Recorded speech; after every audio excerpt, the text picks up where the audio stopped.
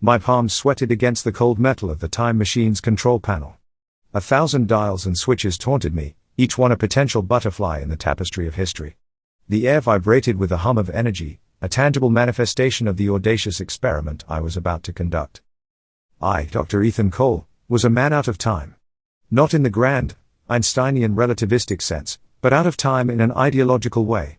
My obsession was history. Not the clinical recitations of dates and battles, but the heartbeat of the past, the messy, unpredictable ways humans shaped their world.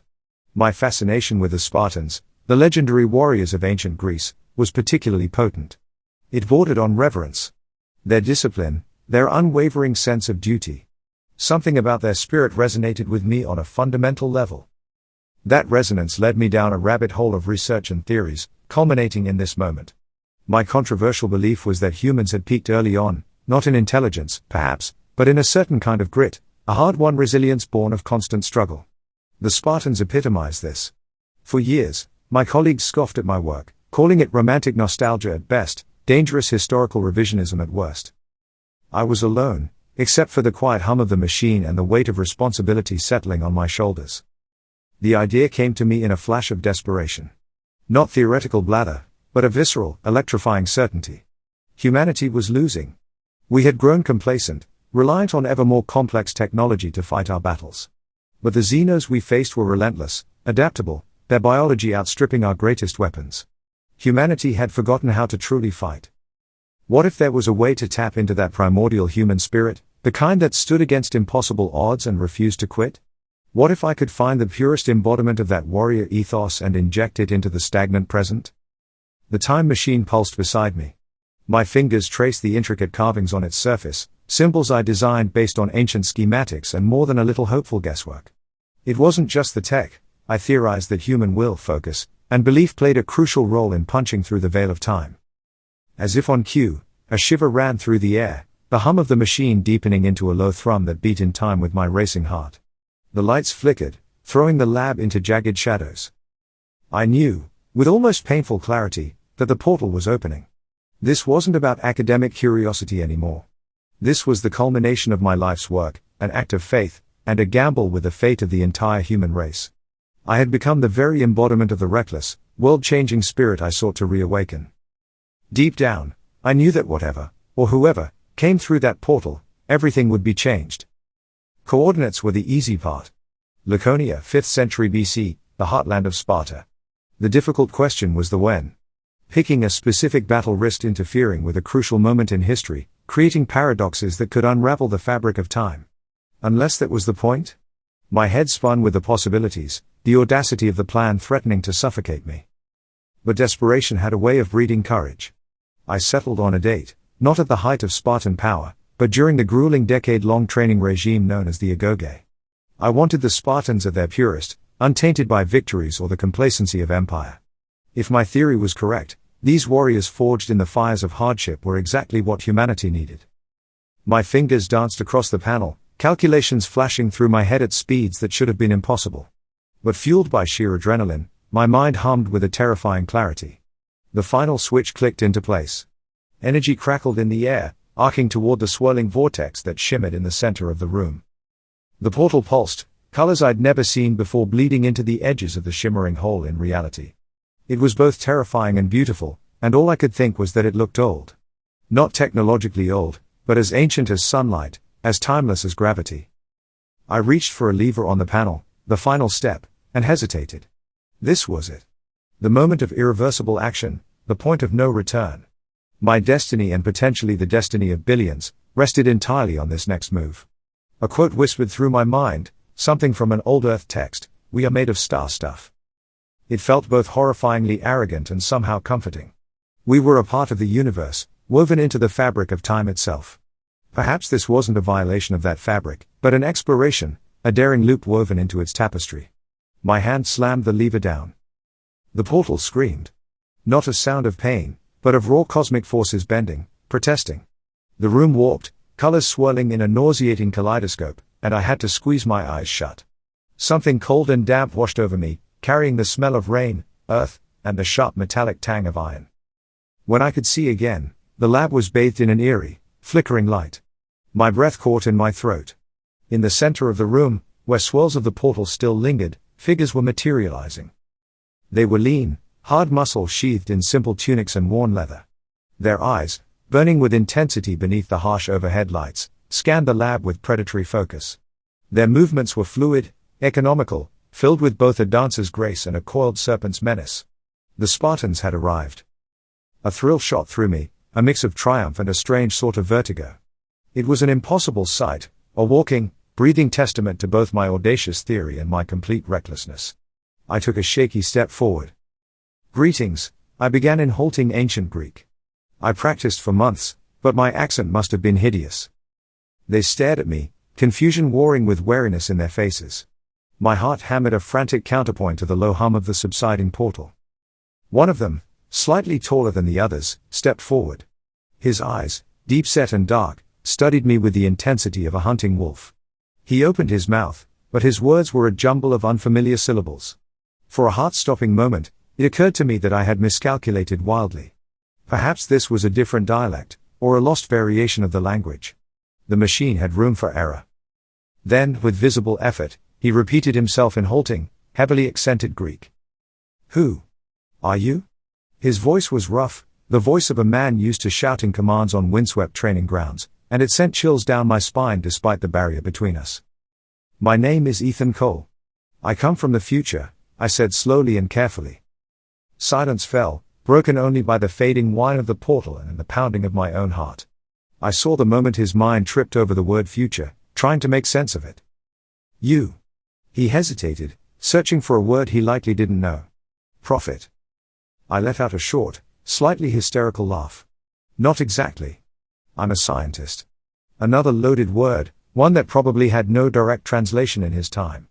I gestured around the lab, trying to convey a sense of vastness of time and progress. Many years. Many generations from now. His brow furrowed, but to my relief, there wasn't blind disbelief. Instead, there was a steely sort of analysis, an openness to the impossible. This was already a win. Spartans weren't a people bound by a rigid view of reality. They lived and died by results, by what worked. Before he could speak again, I pressed on, knowing every second counted. Your world, I began and almost choked on the audacity of those two words. Your world, spoken to a man from centuries before my birth. Your world is respected. Remembered. You Spartans embody a spirit. I struggled for the right word, a strength that my time has lost.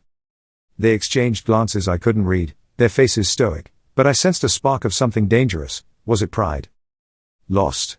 The leader cocked his head. Weakness? Sparta has fallen? The question hung in the air, the weight of it threatening to crush me. I chose my words with agonizing care. No, Sparta endures as memory, as legend. But the world has changed. New threats. The air crackled as the last remnants of the portal dissipated with a sigh. We were alone now, cut off from my own time, a band of time-lost humans in a sterile future. We need you, I finished, hating how weak the words sounded compared to the reality of the situation. He studied me for another agonizingly long moment, then nodded sharply to his companions. They spread out, moving with silent efficiency. Instinctively I knew they weren't fleeing, but assessing. Every inch of the lab, every machine, and every exit would be catalogued in their minds. I felt a surge of respect and a twinge of fear. These were not just soldiers, but consummate survivalists. Their leader turned back to me, his voice a low rasp. Show me this new threat. A cold smile touched the Spartan leader's lips, a predator's satisfaction at the scent of a worthy challenge.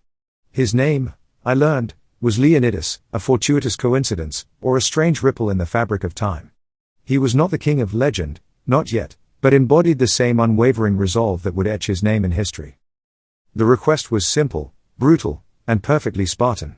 Seeing was believing, and they would not accept this fantastical situation without proof.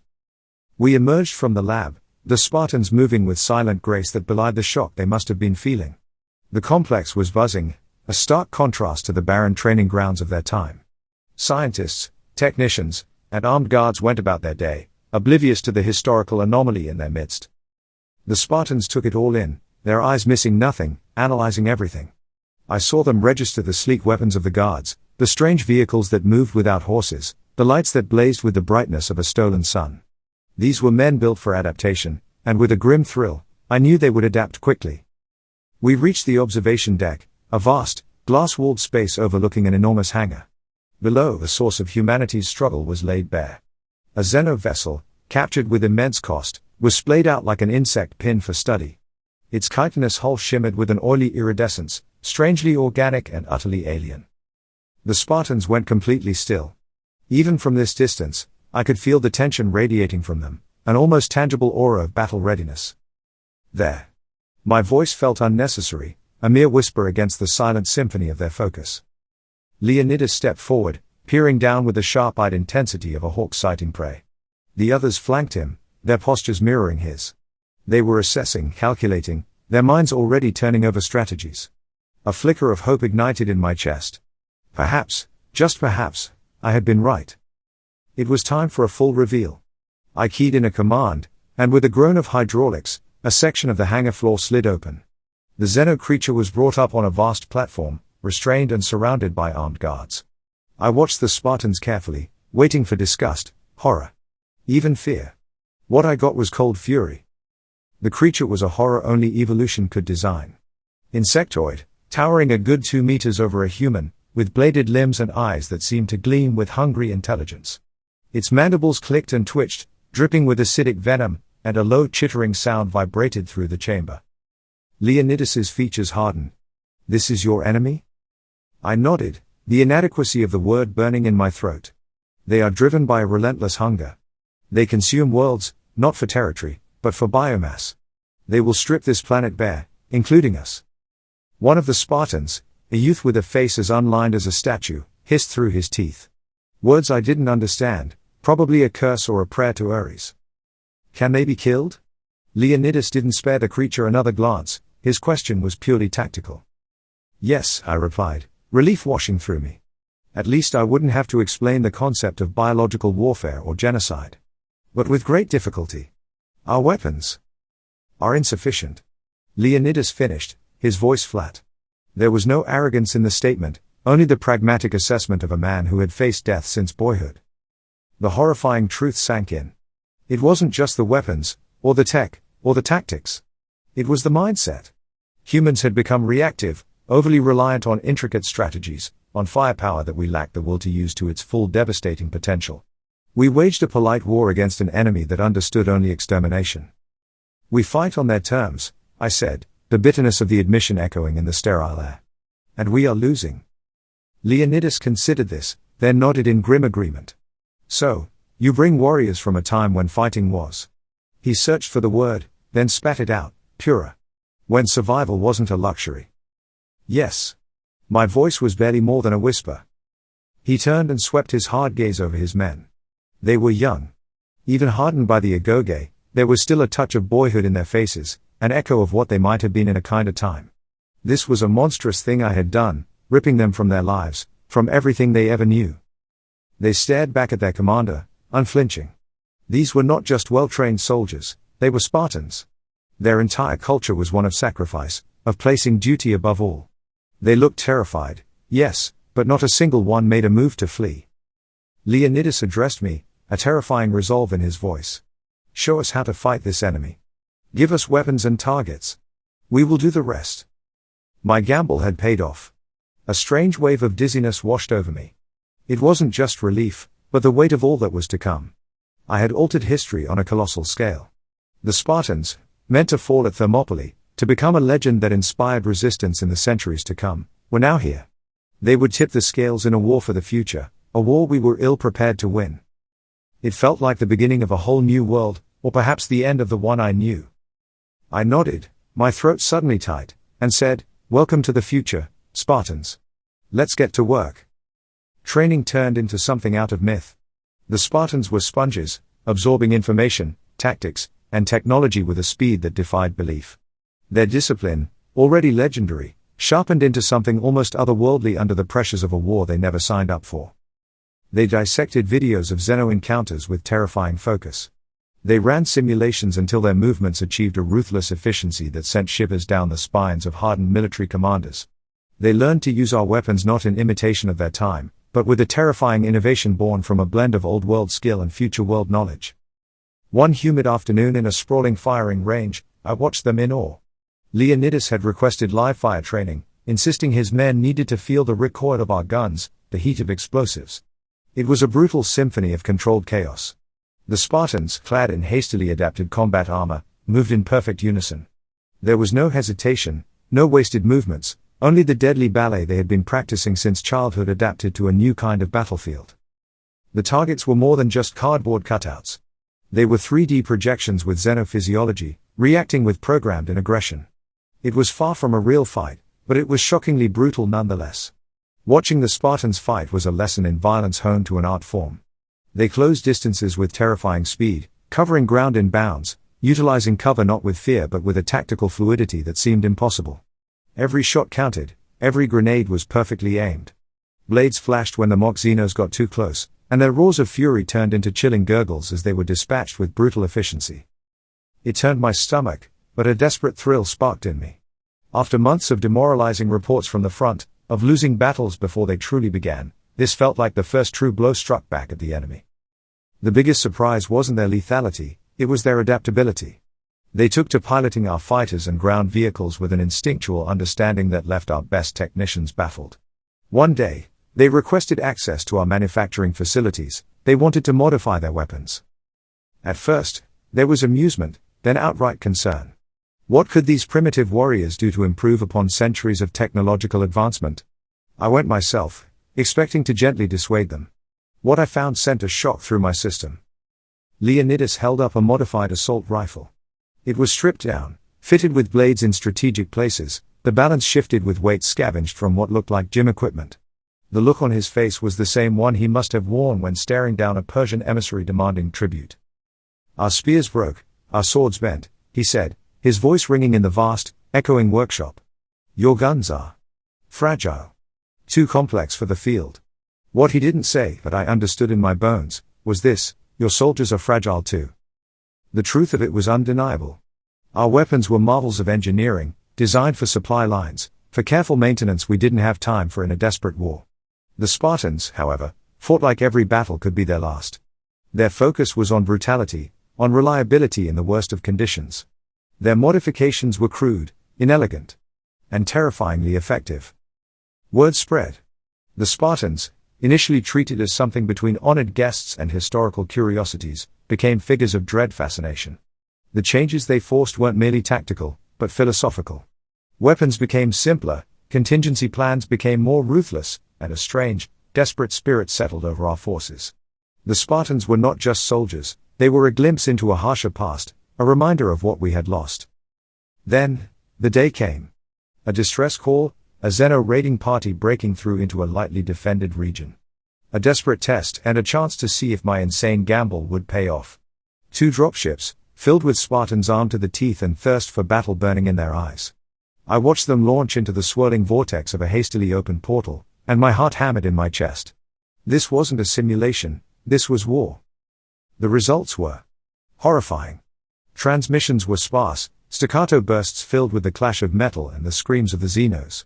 Reports came in from the awestruck defenders who were supposed to be the primary force. The Spartans were not just repelling the attack, they were annihilating it. By the time reinforcements arrived, the battle was over. The Zeno forces lay in twisted piles, their strange biology dissected with horrifying precision. The surviving humans were shaking, whether from fear or awe I couldn't tell. And the Spartans? The Spartans were covered in alien gore, their eyes blazing with a fire I hoped never to see turned against humanity. They had not merely adapted to this future war, they had perfected it. The Zenos, used to outmaneuvering, outgunning, and demoralizing human forces, were taken wholly by surprise. There was no terror in the face of Spartan blades, no confusion to exploit when faced with their relentless strategy. The aliens who had seemed unstoppable, an existential threat to humanity, were suddenly prey. And the Spartans were the ultimate hunters. The tide had turned, not through some technological miracle, but a brutal reminder of the raw power of the human spirit. The Spartans were a weapon I had unleashed, and like all weapons, they could cut both ways. Reports of their brutality, their chilling disregard for what we considered the rules of a future war, started to filter back. Yet, there was also an undeniable truth: they were winning. With each victory came a chilling question, a question I couldn't shake: had I saved humanity, or merely doomed it to a different kind of darkness? The future I had set in motion was uncertain, filled with the potential for both triumph and unimaginable horror. One thing was clear: a new world was dawning, and whether it would be one of salvation or our ultimate undoing remained terrifyingly unknown.